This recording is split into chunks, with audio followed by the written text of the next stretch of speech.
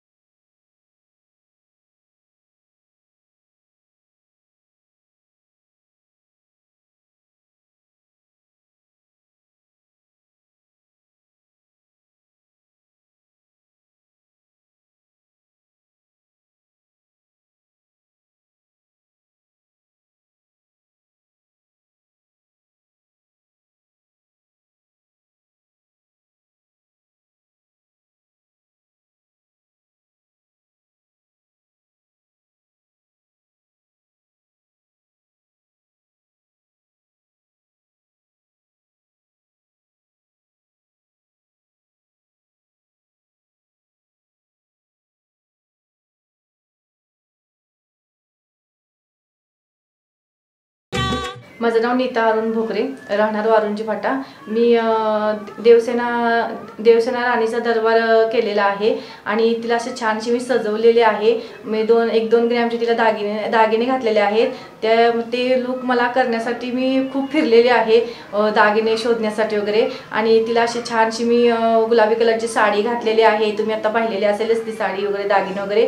तिला मी छानसं लुक दिलेला आहे. राधाकृष्णाची रंगपंचमी मी केलेली आहे. ते ज्या बाहुल्या मी घरी तयार केलेल्या आहेत, त्यांचे ते कपडे ते मी घरात स्वतः तयार केलेले आहेत, ते शिवलेले आहेत. परत छोटंसं त्या साईडलाच मी भजनी मंडळ तयार केलेलं आहे राधेकृष्णाचं. आणखीन त्याच्याच खाली तुम्ही जर पाहिलं असेल तर मी भातुकलीचा खेळ मांडलेला आहे. घरात मी फराळाचं सगळे मी घरीच बनवलेलं आहे. आणखीन माझा छानसा असा गणपती महाराजामध्ये मी असा तो गणपती आणलेला आहे.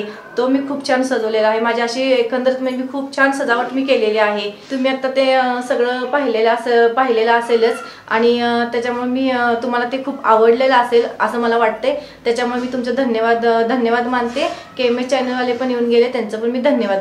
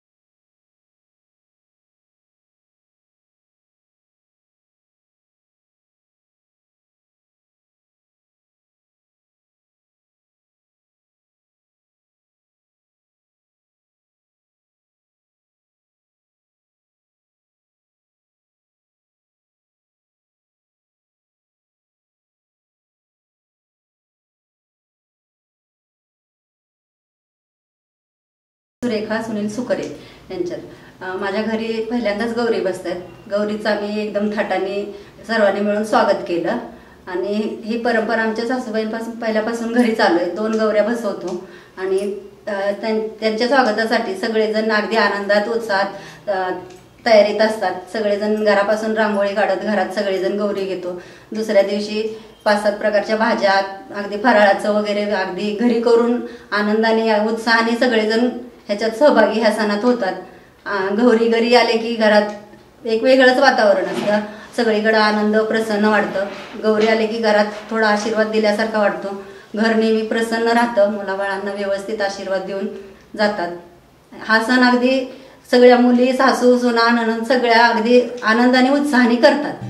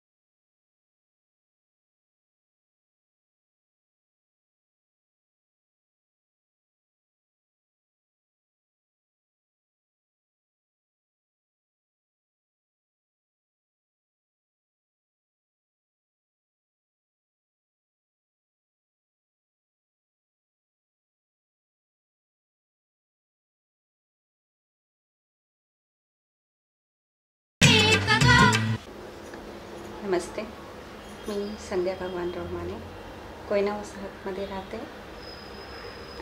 दरवर्षीप्रमाणे हा वर्षीसुद्धा मी गणपती आणि गौरींचं सण साजरा केलेला आहे आणि प्रत्येक वर्षीसारखं हा वर्षीसुद्धा मला गौरीच्या सजावटीमध्ये काहीतरी असं सोशल मेसेज द्यावं असं मला मनातून वाटतं.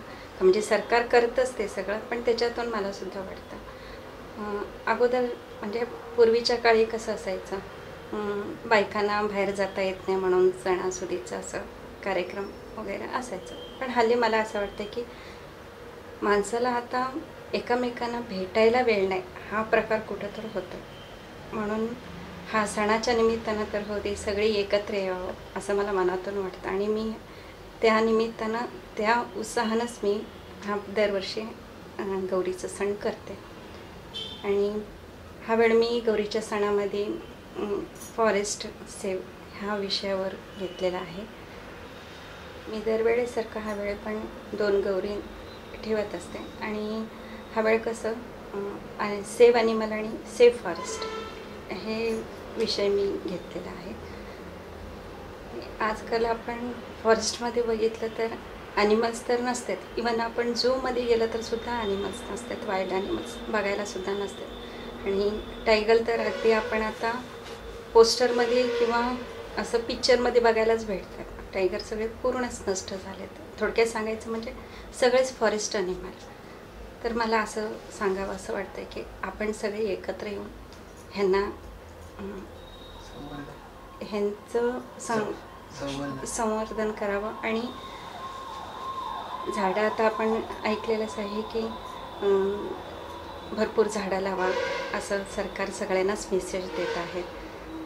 तर मी ह्या माध्यमातून सेव्ह फॉरेस्ट ह्या उपक्रम सगळ्यांनीच राबवायला पाहिजे हे मला मनातून वाटतं, म्हणून मी ही केलेलं आहे.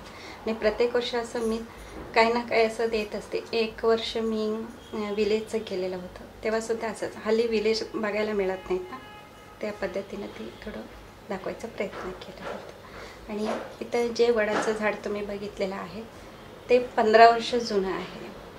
म्हणजे 15 वर्ष झालेत ते लावून. पण मी ते बोन्साईज केलेला नाही. पण प्रत्येक वेळ कसं दरवर्षी त्याचं संगोपन व्यवस्थित केलं जातं.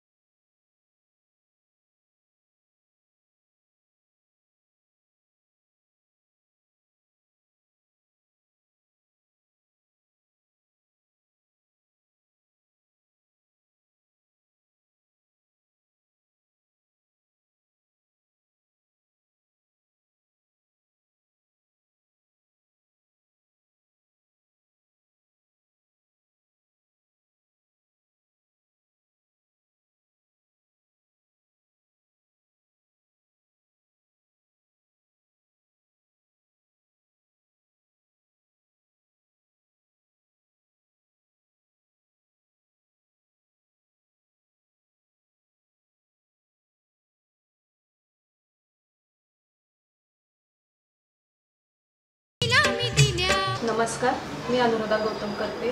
Shanta electric sales and service हे आमचं 20 वर्ष झालं आपल्या सेवेसाठी आहे. यावर्षीची गौराई आपण बघितली असेलच.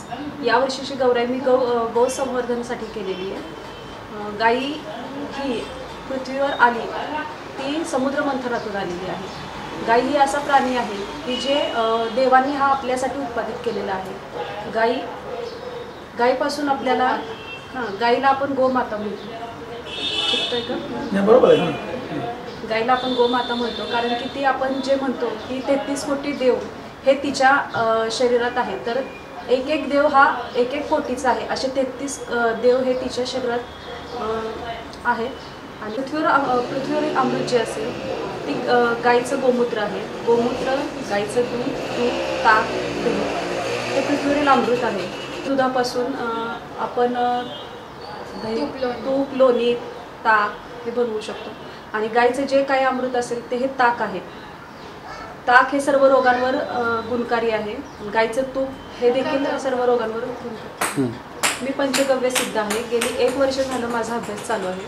कंचीपुरम येथे माझं पंचगव्य सिद्धाचा कोर्स कंप्लीट झालेला आहे. आणि मी गाईपासून जे औषध निर्मिती केली जाते, गाईचं गोमूत्र, तूप, दूध, ताक, लोणी, गाईचं गोबर ह्याच्यापासून आम्ही औषध निर्मिती करतो. आणि गाईपासून गाईच्या ह्या पंचगव्यापासून अगदी सर्दी खोकल्यापासून ते कॅन्सर, थायरॉईड, BP ह्याच्यावर सगळ्यावर 100% गुणकारी औषध आम्ही बनवतो. ॲलोपॅथीचे जे औषध आपण खातो त्याच्यापासून आपल्याला 100% जरी रिझल्ट मिळाला तर त्याचा 80% हा साईड इफेक्ट असतो. त्याचा आपल्याला किडनींवर, डोळे ह्याच्यावर आपल्याला साईड इफेक्ट होतो. आयुर्वेदिकचे जरी रिझल्ट 100% असला तरी त्याचा रिझल्ट हळू असतो. आणि गाईचे जे औषध आपण अवलंबतो त्याच्यापासून 100% रिझल्ट असतात आणि साईड इफेक्ट 0% असतो. आणि त्याची आम्ही जी औषध निर्मिती बनवतो ती पूर्णपणे गोमूत्रात बनवलेली असते. त्यामुळे त्याचे रिझल्ट हे चांगलेच असतात. आणि गाई ही 80% 20% हे स्वतःला घेत असते. ती जे चारा वगैरे खाती ते 20% स्वतःला ठेवते आणि 80% हे मानवाला देते.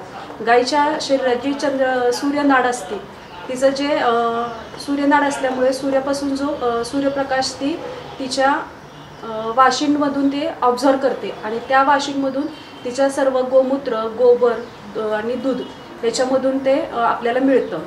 गाईचे अग्निहोत्र घरात केल्याने वातावरण तर शुद्धी होतेच, शिवाय आपल्या घरात असलेले निगेटिव्हिटी ती पण कमी केली जाते. आत्ता जे आपण म्हणतो की ओझोनचा थर कमी होत चाललेला आहे, अतिनील किरणं पृथ्वीवर येत आहेत, तर ज्यावेळेस आपण अग्निहोत्र करतो त्यावेळेस ते ओझोनच्या थर भरून यायला अग्निहोत्राने नक्कीच फायदा होतो. कारण की त्याच्या जे दूर जो जातो तो 30 किलोमीटरपर्यंत जातो. त्याच्यामुळे नक्कीच आपल्याला फायदा होतो. आणि मी 1 वर्ष झालं पंचगव्य सिद्धाचा हा कोर्स केलेला आहे आणि त्याची मोफत तपासणी पण मी करते. आपले शांता इलेक्ट्रिक दुकान आहे शनिवारपेठ मेन रोड कराडला. तर तिथे आपण जरी आलात तर आपल्याला मोफत सल्ला नक्कीच मिळेल. त्याच्यावर औषधं पण दिली जातील. आणि गौराईचं जे मी आज हे केलेलं आहे गौर संवर्धनासाठी, त्यातून एकच उद्देश हा आहे की आपल्या गाईचं रक्षण व्हावं.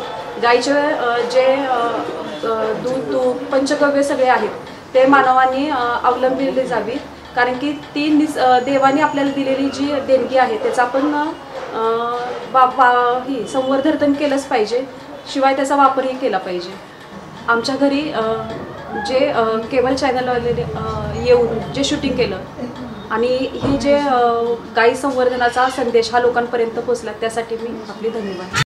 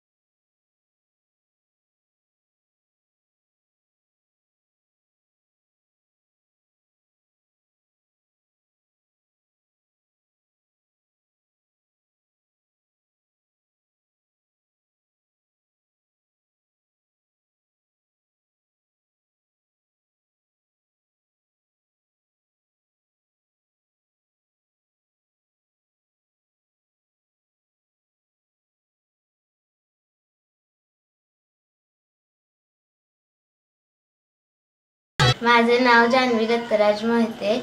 मी शिवाजी हाऊसिंग सोसायटी कराड. आम्ही गौरी डेकोरेशनमध्ये भारतीय सणांची सजावट केलेली आहे व त्याची प्रतिकृती दाखवलेली आहे. उदाहरणार्थ दसरा, रक्षाबंधन, गुढीपाडवा, नागपंचमी यांसारखे सण आम्ही इथं मानले प्रतिकृती त्याची केलेली आहे.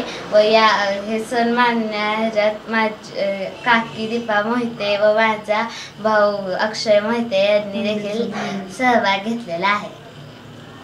व माझी आई उज्ज्वला मोहिते हिने देखील यात सहभाग घेतलेला आहे. आम्ही इथे गौरीचे डेकोरेशन केलेले आहे. धन्यवाद.